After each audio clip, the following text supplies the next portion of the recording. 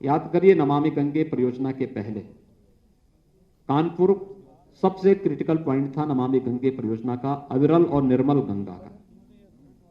कानपुर में किस प्रकार की स्थिति थी? अकेले कानपुर के एक स्थान पर ही 14 करोड़ लीटर सीवर गिरता था। आज वहां पर एक बूंद भी सीवर नहीं गिरता है।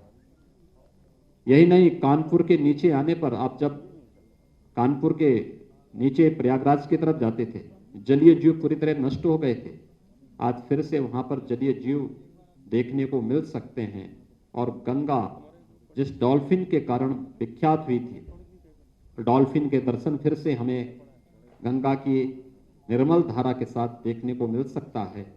प्रयागराज कुंभ इसका एक बहुत अच्छा उदाहरण है, क्योंकि प्रयागराज कुंभ ने व्यवस्था, सुरक्षा और स्वच्छता का एक मानक वैश्विक मंच पर कुंभ जैसे आयोजन के माध्यम से रखा था।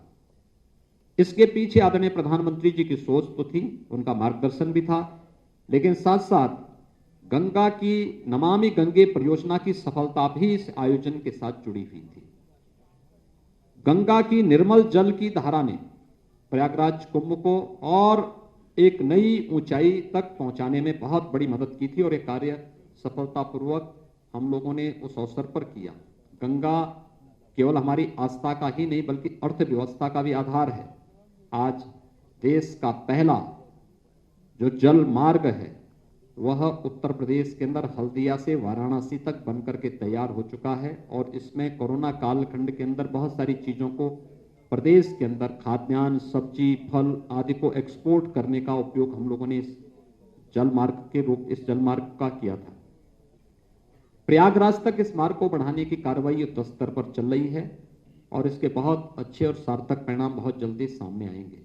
लेकिन साथ साथ पहली बार गंगा यात्रा का आयोजन भी प्रदेश के अंदर हो, और ये यात्रा आस्था के साथ साथ अर्थव्यवस्था को भी एक नई ऊंचाई दे सके, इस दिशा से इस पर कार्य हुआ था। और विगत वर्ष इसको हमारी सरकार ने सफलतापूर्वक प्रदेश के अंदर आयोजित किया।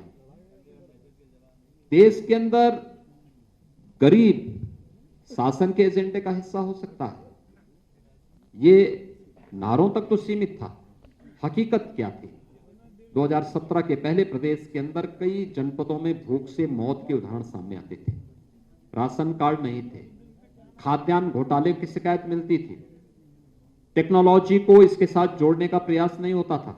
आज मुझे बताते हुए प्रसन्नता है कि प्रदेश के सभी 80,000 राशन की दुकानें हम लोगों ने ई पॉस मशीन के साथ जोड़ी है, और प्रदेश के अंदर नेशनल पोर्टेबिलिटी के साथ जोड़ने के साथ उत्तर प्रदेश का कोई भी नागरिक जिसने उत्तर प्रदेश के अंदर राशन कार्ड बनाया है, वह नेशनल पोर्टेबिलिटी के माध्यम से देश के अंदर किसी भी अन्य राज्य में जाकर के वहां राशन की सुविधा का लाभ प्राप्त कर सकता है। ई पॉस मशीन और नेशनल पोर्टेबिलिटी के माध्यम से प्रदेश ने इस तकनीक का उपयोग करके 1200 करोड़ रुपए के राजस्व की सालाना बचत भी की है। यही चीजें बताती हैं कि 1200 करोड़ रुपए कहीं ना कहीं ये बेईमानी और भ्रष्टाचार की भेंट चढ़ जाते थे। आज सरकार ने इसका लाभ भी प्राप्त किया है।